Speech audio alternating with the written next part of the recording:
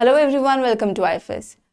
सो students, आपको पता है कि टिफर की एग्जामिनेशन डेट रिलीज हो चुकी है। दिसंबर में एग्जाम है। एंड अगर आप चाहते हैं आगे रिसर्च करना या आप रिसर्च में अपना करियर बनाना चाहते हैं तो आप ये इस एग्जामिनेशन में ज़रूर अपेयर हों और ज़रूर इस एग्जामिनेशन फॉर्म को फिल करें। तो आज हम बात करने वाले हैं participating institutions.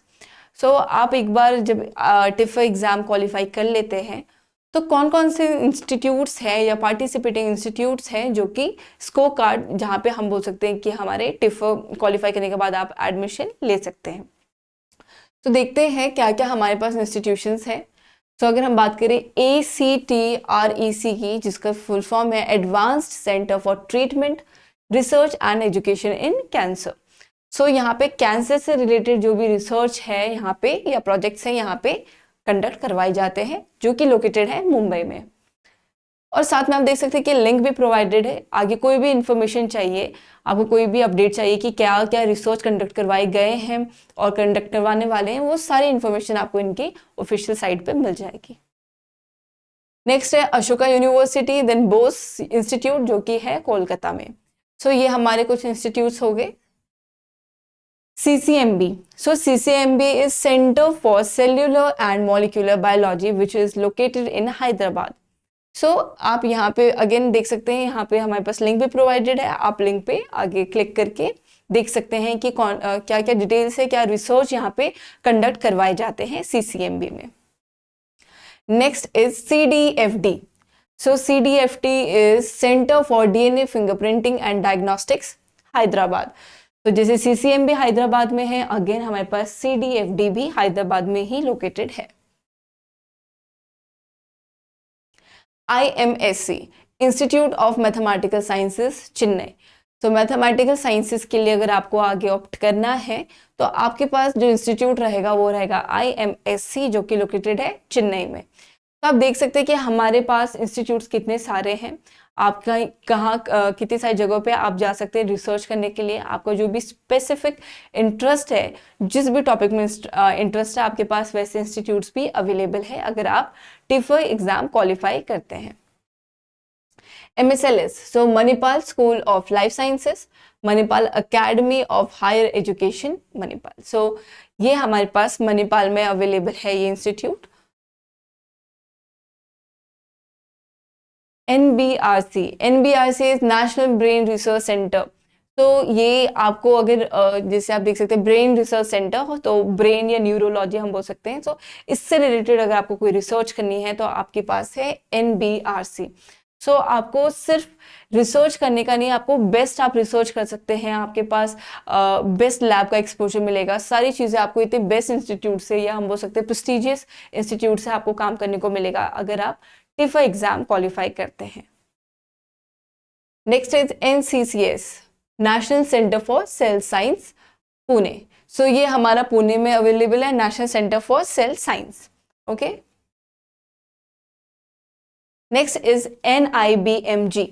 So this is national institute of biomedical genomics. तो जिन भी स्टूडेंट्स को आगे इंटरेस्ट है, जिनको बायो इन्फॉर्मेटिक्स में इंटरेस्ट है, बायो इन्फोजीनोमिक्स में इंटरेस्ट है, वो आगे यहाँ पे अप्लाई कर सकते हैं, जो कि कहाँ लोकेटेड है, कल्याणी। और ये हमारा नेशनल इंस्टीट्यूट ऑफ, जिसको हम NIBMG भी बोलते हैं। तो आपको अगर देखना है कि क्या क्या रिसर्च चल रही है, क्या क्या प्रोजेक्ट्स वहाँ पे किए गए हैं, करे गए हैं, वो सारी इन्फॉर्मेशन आपको इनके वेबसाइट पे जा करके मिल जाएगी। Next is NII, national institute of immunology. So ये हमारा न्यू दिल्ली में लोकेटेड है। अगर आप आगे इम्यूनोलॉजी में आप इंटरेस्टेड है, आपको इम्यूनोलॉजी से रिलेटेड किसी भी प्रोजेक्ट में या रिसर्च करना है, आपको रिसर्च आगे इम्यूनोलॉजी में करना है, तो आपके लिए NII इंस्टीट्यूट है जो कि न्यू दिल्ली में लोकेटेड है। Next is NISER, so national institute of science education and research, which is located in Bhubaneswar. अब देख सकते हैं ये हमारे पास नाइसर है जो कि हमारा भुवनेश्वर में लोकेटेड है, साइंस एजुकेशन एंड रिसर्च। तो आप वन बाय वन आप देख रहे होंगे, हमारे पास इंस्टीट्यूट्स बहुत सारे हैं, आप यहाँ पे रिसर्च कर सकते हैं। SINP है, Saha institute of nuclear physics, Kolkata. तो न्यूक्लियर फिजिक्स में जिसको इंटरेस्ट है उनके लिए भी इंस्टीट्यूट्स है हमारे पास जो कि कोलकाता में अवेलेबल है। सो यहाँ पे भी आप एडमिशन ले सकते हैं। THSTI, सो ये है translational health science and technology institute Faridabad.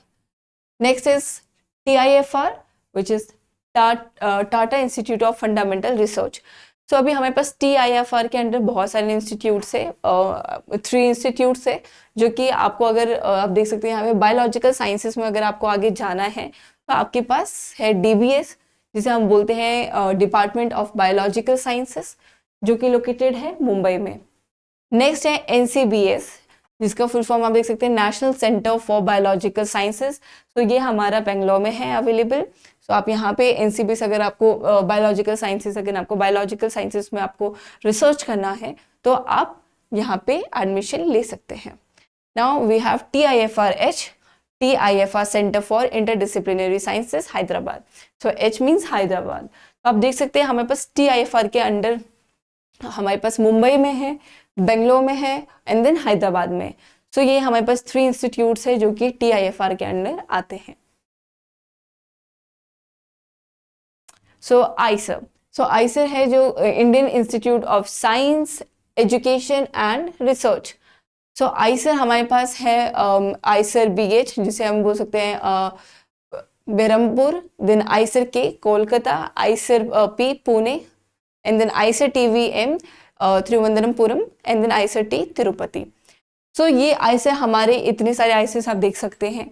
आप इनमें से जहाँ पे भी आपका जो भी आपके इंटरेस्ट रिगार्डिंग जो आपका रिसर्च चल रहा है आप वहाँ पे आगे अप्लाई कर सकते हैं।